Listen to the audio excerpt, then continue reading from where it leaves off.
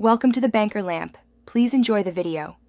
In this video, I will show you how to make Jamaican stew fish. Start by selecting fresh, firm fish such as snapper or kingfish, which hold up well to stewing.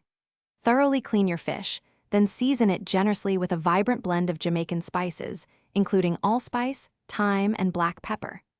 Allow the fish to marinate for at least 30 minutes, or even longer if time permits, to ensure every piece is infused with rich, authentic flavor. This initial step is crucial for a truly delicious stew.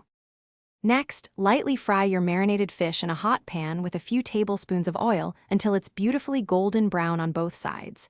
This step seals in the flavor and adds a lovely texture. Remove the fish, and in the same pan, sauté your aromatic vegetables: chopped onions, minced garlic, and colorful bell peppers. Don't forget a small piece of Scotch bonnet pepper for that essential Jamaican kick, being careful not to break it. Now, it's time to bring everything together.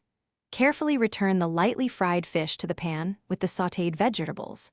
Pour in about 1 cup of water or fish stock, along with a tablespoon of ketchup and a dash of browning sauce for color and depth. Gently simmer the stew over medium-low heat for approximately 20 to 25 minutes, allowing all the flavors to meld beautifully and the sauce to thicken slightly. As your stew finishes simmering, add a few fresh thyme sprigs and some sliced scallions for a burst of fresh aroma and flavor. Taste and adjust the seasoning if necessary, ensuring it's perfectly balanced. Your authentic Jamaican stew fish is now ready to be enjoyed.